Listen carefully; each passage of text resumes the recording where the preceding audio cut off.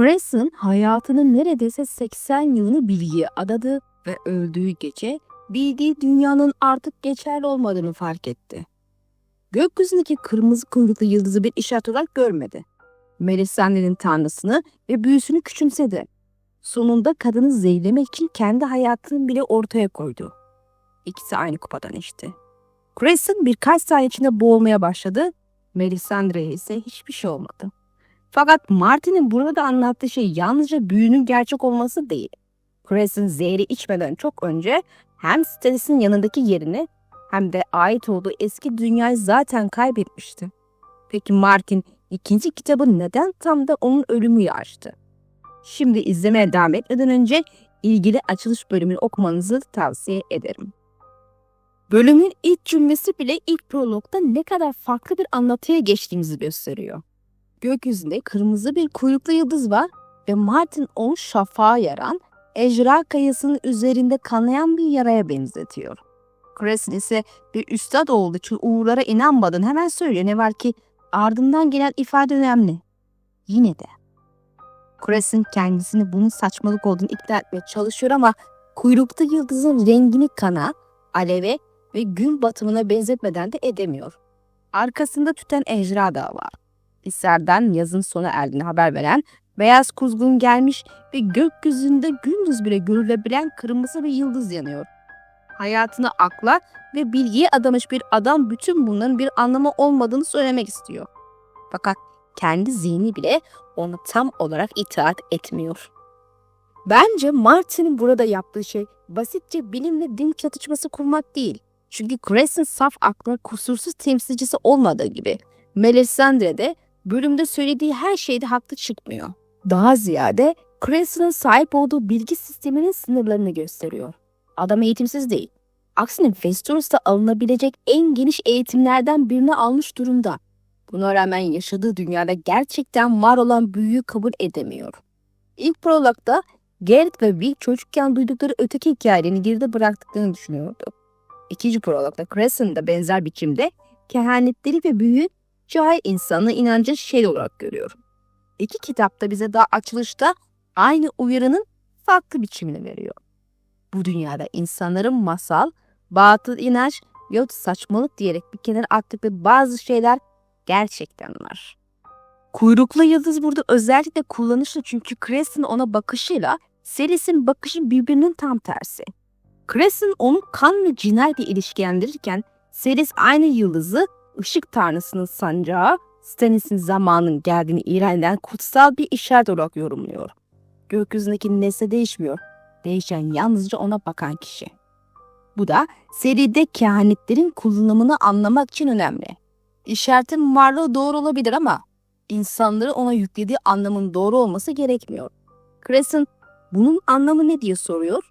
Stannis ise cevabı bildiğinden o kadar emin ki kuyruklu yıldızı doğrudan Stannis'e bağlıyor. Burada Crescent'ın bakış açısı karakteri seçmenin en büyük faydasını görüyoruz. Çünkü Martin'in asıl tanıtmak istediği Crescent değil, Stannis. Birinci kitap boyunca adını defalarca duyduğumuz ama hiç görmediğimiz Stannis'le sonunda tanışıyoruz ve Martin onun zihnine girmek yerine bizi kendisini çocukluğundan beri tanıyan bir adamın zihnine yerleştiriyor. Bunun sonucu olarak Stannis'in yalnızca sertliğini, öfkesini ve hak iddiasını görmüyoruz.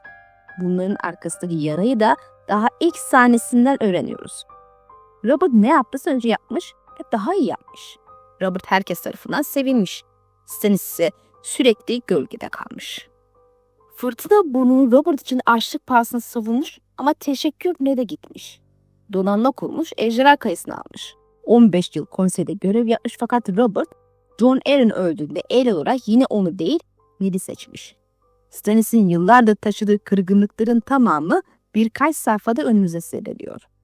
Bütün bunları Stannis'in kendi pabuğundan okusaydı çok daha farklı bir etki yaratabilirdi. Kendisini haklı gören öfkeli bir adamın şikayetlerini dinliyor olurduk. Crescent sayesinde ise aynı bilgiler bir baba figürünün filtresinden geliyor. Crescent, Stephen Baratheon öldükten sonra Robert, Stannis ve Rhaeny'yi büyüttüğünü düşünüyor ve bir üstad çocuk sahibi olma hakkından vazgeçse bile kendisi onları babası gibi hissettiğini açıkça kabul ediyor. Hatta Stannis için düşündüğü şey çok daha ileri gidiyor. Onu Robert ve Rennie'den bile fazla sevmiş. Çünkü 3 kardeş arasında en az sevilen ve kendisine en fazla ihtiyaç duyan çocuk Stannis'miş. Bence Stannis'in ilk gerçek sahnesini Crasten'in gözlerinden göstermenin asıl değeri burada.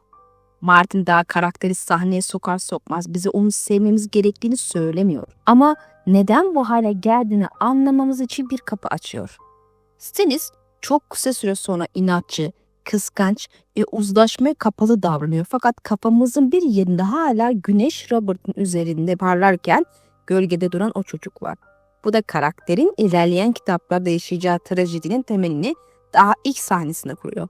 Stannis yalnızca hakkını isteyen bir adam değil. Bütün hayatı boyunca hakkının teslim edilmediğine inanmış bir adam. Crasten'ın yaşlılığının bu kadar fazla vurgulanması da aynı neden önemli. Neredeyse 80 yaşında. 2 yıl önce kalçasını kırmış ve artık merdivenleri tek başına çıkamıyor. Elleri titriyor, yürümek için yardıma ihtiyaç duyuyor ve Pyros'un Hisar tarafından aslında kendisini yerine almak için gönderildiğini zaten biliyor. Üstelik bunun kabullenmiş durumda. Ölümünden sonra birinin görevleri üstlenmesi gerektiğini anlayacak kadar gerçekçi ama bölüm boyunca fark ettiği şey yalnızca bedensel olarak yaşlandığı değil, kendisini henüz ölmeden değiştirmeye başlamış olması. Bu açıdan prolog neredeyse baştan sona bir yer değiştirme hikayesi. Sabah Pyros yalnızca Crasten'a yardım eden genç bir üstad. Akşam olduğunda Creston şölene çağrılmadığını fark ediyor ve oraya ulaştığında Pyros'u kendi yerinde otururken buluyor. Stannis artık kuzgunlarla Pyros'un ilgileneceğini ve kendisine onun danışmanlık edeceğini söylüyor. Creston eskiden Stannis'in yanında bulunan yere de gitmiş durumda. Sağ taraftaki onun yerinde artık Melisandre oturuyor. Creston ise Davos'un yanına yüksek masadan uzağa gönderiliyor. Martin adama artık sana ihtiyacımız yok demekle yetinmiyor. Bunu fiziksel olarak da gösteriyor. Creston hikayedeki yeri, masadaki yeri ve Stannis'in yanındaki yeri aynı anda başkasına geçiyor. Soytarı tacı da bunun en acımasız hali. Melisandre daha önce Creston'e zeki bir soytarı ve aptal bir bilge diyerek Patchface'in mi yoksa Creston'ın mı gerçekten bilge olduğu konusunda alay ediyor. Şölen sırasında ise Stannis'in isteğiyle Patchface'in boynuzu teneke milfeyip Creston'ın başına geçiriliyor. Yani hayatını öğrenmeye adamış. Zincirindeki her halka bir bilgi alanı temsil eden yaşlı üstad herkesin önünde soytarıya dönüştürülüyor. Üstelik acı tarafı şu ki Melisandre'nin söylediği şey tamamen haksız da çıkmıyor. Creston siyasette birçok konuda makul düşünüyor ama büyük konusunda neyle karşı karşıya olduğunu gerçekten bilmiyor. Benim tacım hakikattir diye karşılık verdiğinde Melisandre'nin cevabı da bölümün ana fikrine dönüşüyor. Eskişehir'de öğretilmeyen hakikatlar da var. Patchface'i de bu yüzden boş bir yan karakter gibi görmemek gerekiyor. Görünüşte odadaki en anlamsız insan o fakat söylediklerinin bir kısmı sonradan rahatsız edici biçimde anlam kazanıyor. Daha sabah gölgeler dans etmeye geliyor ve gölgeler kalmaya geliyor diye şarkı söylüyor. Aynı kitapta Melisandre'nin Rennie'yi öldüren gölgeyle ilişkisini göreceğimizi düşünülürse bunun forşelik olması kuvvetle muhtemel. Üstelik Martin bilgi sahibi yaşlı adamın göremediği şeyleri deli kabul edilen soytarının şarkılarının arasına saklıyor. Dolayısıyla aptal bilge, bilge aptal tersliği yalnızca Creston'a yapılmış bir hakaret değil. Bölümün bilgi anlayışını da özetliyor. Videoya devam etmeden önce küçük bir ricam var. Bu prolog serisinin devamını istiyorsanız videoyu beğenip bir yorum bırakın ve hype'a basarak daha fazla kişiye ulaşmasına yardımcı olun. Özellikle Creston konusunda siz hangi taraftasınız? Melisandre'yi küçümsemekte mi yanıldı yoksa asıl tehlikeyi herkesten önce mi gördü? Kanala abone olarak serinin sonraki prologlarını kaçırmayabilirsiniz. Daha doğrudan destek olmak isteyen için katıl üyeliği de açık. Destek veren herkese teşekkür ederim. Şimdi Creston'ın Stannis ve Melisandre arasında neden sıkıştığına bakalım. Şimdi normal POV tarafına geçersek, Creston'ın bütün hareketlerinin merkezinde Stannis'e duyduğu sevgi olduğunu unutmamak lazım. Adam Melisandre'yi siyasi bir rakip olarak görüp yerini geri almak için öldürmeye çalışmıyor. Kendi zihninde Stannis'i kurtarmaya çalışıyor. Robert, Rennie ve Stannis'i çocukları gibi büyüttüğü için kardeşlerin birbirini öldürmesine dayanamayacağını düşünüyor ve Melisandre'yi bu felaketin merkezinde görüyor. Rennie'nin öleceğine dair ateşlerde görülen görüntüyü duyduğu anda verdiği tepki de bu yüzden doğrudan kardeş katli oluyor. Siyasi tavsiyeler açısından ben hala Creston'ın büyük ölçüde haklı olduğunu düşünüyorum. Stannis'in elinde çok az asker var ve bütün krallıkta aynı anda Lannister'lar, Renly ve Robb gibi büyük güçler bulunuyor. Kraliçe önce Renly ile uzlaşmasını öneriyor. Stannis kabul etmeyince Robb'a yöneliyor ve en azından Lysa Arryn ile bağ kurmak için Shiren ile Robert Arryn arasında evlilik düşünmesini söylüyor. Lysa'nın kabul edip etmeyeceği ayrı mesele ama fikir kendi içine gayet mantıklı. Orta Çağ siyasetinde hanedan evliliği zaten ittifak kurmanın en temel yollarından biri. Stannis ise hakkı olan krallığın yarısını başkasına bırakmak istemiyor. Burada benim eski Stannis videolarında da değindiğim gibi bu sorun devreye giriyor.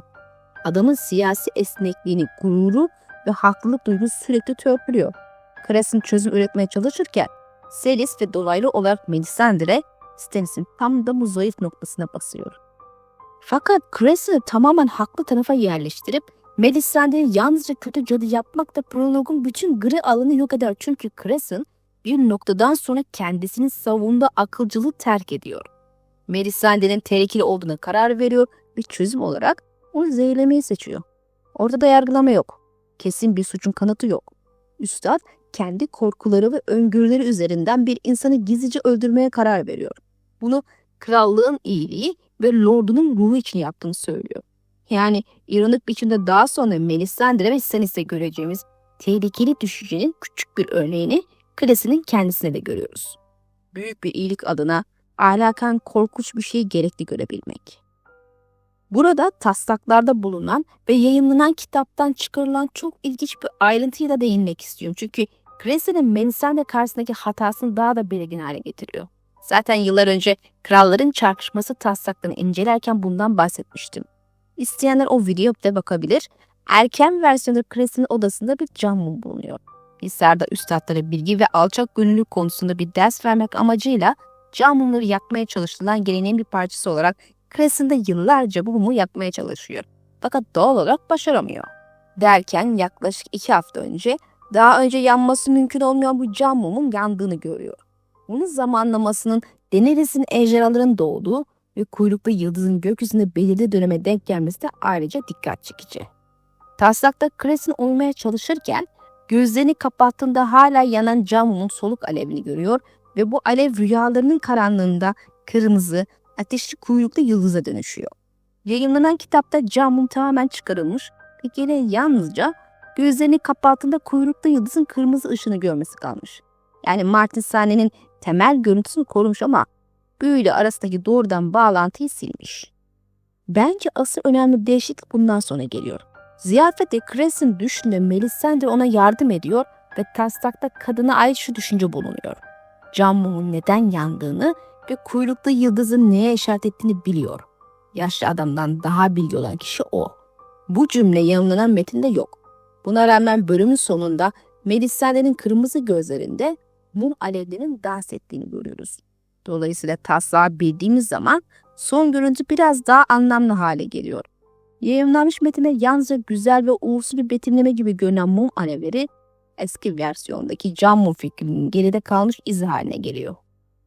Martin'in bunu neden çıkardığını kesin olarak bilemeyiz ama bana göre değişiklik Cressen'in trajedisini daha incelikli hale getirmiş. Taslak halinde Cressen'in önüne gerçekten açıklayamadığı doğaüstü bir kanıt var. Yıllarca yanmayan cam mum gözlerinin önünde yanmaya başlamış ama adam yine de Melisandre'nin büyüsünü mümkün görmüyor. Böyle yazıldığında Crescent biraz daha açık biçimde kendi dünya görüşüne saplanılan kalan ve gözünün önündeki kanıtı dahi kabul etmeyen birine dönüşüyor. Yayımlanan versiyonda ise durum daha gri. Crescent'in elinde bu kadar açık bir kanıt olmadığı için Melisandre'ye kuşkuyla yaklaşması çok daha anlaşılır. Bu değişiklik bence önemli çünkü Martin, Crescent ile Melisandre arasındaki çatışmanın cevabını okuyucuya fazla kolay vermekten kaçınmış olabilir. Taslak bize neredeyse doğrudan Melisandre bu konuda Crescent'dan daha fazlasını biliyor diyor. Son halde ise bunu kendimiz keşfetmek zorundayız. Crescent siyasi açıdan birçok şeyi Melisandre'den daha doğru görüyor olabilir. Melisandre ise büyü ve yaklaşan doğaüstü değişim konusunda onun göremediği şeyleri görüyor. İkisinin de bilgisi eksik. Yalnızca eksik oldukları alanlar farklı. Bu yüzden Crescent'in zehir girişimi daha da trajik. Adam karşısındaki kadının anlamadığı bir güce sahip olabileceğini kabul etmek yerine onu ortadan kaldırmayı seçiyor ve birkaç dakika sonra kendi bilgi sınırlarının ne kadar dar olduğunu hayatıyla öğreniyor. Fakat Taslaktan yayımlanan metne geçerken Martin'in yaptığı değişiklik sayesinde mesele akılsız yaşlı adam büyüye inanmadı ve öldüğü kadar basit kalmıyor. Cressy'nin yanılması onun aptal olduğunu değil, bu dünyanın artık kendisini öğrendiği kurallarla tamamen açıklanamayacak bir yere doğru değiştiğini gösteriyor. Bu yüzden zehir sahnesi yalnızca Melisandre'nin büyüsü gerçekmiş şeklinde okunmamalı. Cressy'nin bütün dünya görüşünün çöktüğü an burası. Boğucu zehrini özellikle seçiyor. Son derece ölümcül olduğunu biliyor ve ikisinin aynı kubadan içmesiyle Melisandre'yi öldürüp kendi hayatını da feda etmeyi kabul ediyor. Melisandre ise ne yapmak istediğini açıkça anlıyor gibi davranıyor. Onun içiciyi dökmek için hala geç olmadığını söylüyor fakat Cressy vazgeçmiyor. Kadın kupadan uzun uzun içtikten sonra aynı içiciyi Cressy'ne uzatıyor ve birkaç saniye içerisinde üstadın boğazı kapanmaya başlıyor. Melisandre ise zarar görmeden ayakta kalıyor. Burada Melisandre'nin tam olarak ne olduğu konusuna girmeyeceğim çünkü önemi yok. Bu prolog açısından bilmeniz gereken şey daha basit. Kadın normal değil ve sahip olduğunu iddia ettiği gücün en azından bir kısmı gerçek. Cressy'nin en büyük hatası da Melisandre'nin bütün söylediğinin doğru olduğuna inanmamak değil, hiçbirinin doğru olamayacağına baştan karar vermek. İkisi arasında ciddi bir fark var. Melisandre daha sonraki kitaplarda alevlerini yanlış yorumlayacak ve kehanet konusunda defalarca hata yapacak. Yani Cressy'nin ona kuşkuyla yaklaşması gayet sağlıklı ama bu kadın yanılıyor olabilir demek de bu kadın hiçbir güce sahip olamaz demek aynı şey değil. Stannis konusunda da benzer bir ikililik var. Cresson, Melisandre'nin Stannis'i değiştirdiğini düşünüyor ve şölen sırasında kendisine soytarı tacı taktırıldığında içinden bu sen değilsin diye geçiriyor. Onun her zaman sert ama adil olduğunu, acımasız olmadığını hatırlıyor. Yine de Stannis birkaç saniye sonra Stannis'e fazla yere gittim diyerek Cresson'ı savunuyor. Yani Cresson'ın sevdiği eski Stannis tamamen yok olmuş değil. Asıl trajedi o tarafın giderek daha az görülmesi. Üstelik Stannis'in Cressy'ni görevden uzaklaştırmasını tamamen zalimlik diye okumak da mümkün değil. Onu açıkça artık çok hasta olduğunu, merdivenleri çıkamadığını ve hizmetinde kendisini öldürmesini istemediğini söylüyor. Bu kendi sert ve beceriksiz diliyle bakıldığında bir çeşit merhamet bile olabilir. Sorun şu ki Cressy bunu böyle duymuyor. O artık sana ihtiyacım yok diye duyuyor çünkü Stannis için yalnızca bir danışman olmadığını düşünüyor. Kendisini onun babası olarak görüyor. Stannis ise muhtemelen ilişkilerini hiçbir zaman bu kadar açık biçimde ifade edemedi. Böylece aynı sahnede iki adam birbirini seviyor olabilir ama hiçbiri bunu diğerinin anlayabileceği biçimde söyleyemiyor. Cressy'nin ölümünü bu yüzden sadece Melisandre'nin büyüsü değil, iletişimsizlik de hazırlıyor. Shireen'in prologun başında bulunması da bana bu açıdan tesadüfe gelmiyor. Cressy onun ne kadar mutsuz bir çocuk olduğunu düşünüyor ve bunu kendi başarısız olarak görüyor. Stannis'i çocukken sevgiye muhtaç olduğu için diğer kardeşlerinden daha çok sevmiş bir adamın şimdi Stannis'in kendi yalnız çocuğu için aynı şefkati hissettiğini görüyoruz. Cressy'nin bütün kimliği bir anlamda çocukluğunu korumaya çalışan fakat bunu başaramayan bir baba üzerine kurulu. Robert öldü, Stannis ile Renly birbirini öldürmeye hazırlanıyor ve Shireen de mutsuz büyüyor ve muhtemelen 6. kitaptaki trajedisine işaret olan Foreshadowing rüyaları görüyor ve kimse bunu fark edemiyor. Günün sonunda ise Cressy'nin hayatının sonunda bunların tamamını kendi başarısızlığı gibi görüyor. İleride Shireen'in hikayesinin nereye gideceğini düşündüğümüzde bu açılış daha da trajik bir hal alıyor ama o meseleye burada girmeyelim. Zaten Stannis videolarında ayrıca değindim. Yalnız şunu söylemek yeterli. Marty Stannis hikayesi ilk kez gösterirken yanında Melisandre'yi, Shireen'i ve kızını korumaya çalışan yaşlı baba figürü Cressy'ni aynı bölüme yerleştiriyor. Bu üçlü ilerleyen anlatıda Stannis'in ahlakı sınırların tartışılan meselelerin hemen hepsinin tohumunu taşıyor. Bölümün son görüntüsü ise bütün prologu tek cümlede kapatıyor diyebiliriz. Cressy boğulurken hala Melisandre'yi, büyüsünü ve tanrısını reddetmeye çalışıyor, başındaki soytarı çanları ise çalıyor. Hayatını bilgiye adamış adam son saniyesine kadar yalnız çıkmayı kabul etmiyor ve çanların sesi ona adeta aptal diye bağırıyor. Bu Cressy'nin gerçekten aptal olduğu anlamına gelmiyor. Adam Stannis'in siyasi durumu doğru okuyor. Yaklaşan kardeş savaşından haklı olarak korkuyor ve Melisandre'nin Stannis üzerindeki etkisini tehlikeli sonuçlar yaratacağı konusu da bence tamamen haksızdır, hatta sonuna kadar haklı. Yanıldığı nokta kendi bilgi sınırlarını dünyanın sınırları sanması. Aslında bu son kısım neredeyse hepimizin yaptığı bir hata. Belki prologun en güzel tarafı da bu. Martin bize Cres'in yanlıştı, Melisandre haklıydı demiyor. Cres'in Melisandre'nin gücü konusunda yanılıyor ama onun tehlikeli olabileceği konusunda haklı. Melisandre büyünün gerçek olduğunu kanıtlıyor ama gördüğü her şeyi doğru yorumladığı anlamına gelmiyor. Stannis tat üzerinde gerçekten hak sahibi olabilir ama haklı olmak onu otomatik olarak iyi kararlar veren, tahta layık biri yapmıyor. Böylece ikinci kitabın daha ilk bölümünde kitabın geri kalanına da hakim olacak bir mesele kuruluyor. Bir konuda haklı olmak her konuda haklı olduğunuz anlamına gelmez. İlk prologda Martin bize insanların inanmadığı eski korkuların gerçek olduğunu göstermişti. İkinci prologda ise bir adım daha ileri gidip gerçeğin var olmasının insanların onu doğru anlayacağı anlamına gelmediğini gösteriyor. Cres'in kuyrukta yıldızı görüyor ama anlamını bilmiyor. Melisandre ateşlerde görüntüler görür ama onları her zaman doğru okuyamıyor. Stannis gerçekten haklı olduğunu inandığı bir tahta sahip olabilir ama o hak uğruna hangi bedelleri ödemeye razı olacağı veya layık olup olmadığı başka bir mesele. Belki de bu yüzden ikinci kitabın kapısında karşımıza genç ve geleceği olan bir karakter değil, hayatının sonunda bulunan Crescent çıkıyor. Martin yeni bir dönemi başlatırken önce eski olanı öldürüyor. Bir sonraki prologda ise tekrar kuzeye döneceğiz ama bu sefer Will gibi ötekileri ilk kez gören bir adamla değil, onları hiç görmeden gece nöbetindeki kardeşlerini öldürüp kaçmayı planlayan Chat'le başlayacağız. Martin 3. kitapta da yine çok güzel bir oyun oynuyor. Çünkü prolog boyunca bizi küçük, kirli ve tamamen insani bir ihanet planına odaklandıktan sonra tek bir anda bütün planın ne kadar önemsiz olduğunu hatırlatıyor. Videomuzu sonlandırırken yorumlarınızı muhakkak yazıp bu açılış bölümü hakkındaki fikirlerinizi yazın. Sonraki hafta görüşmek dileğiyle. Allah'a emanet olun.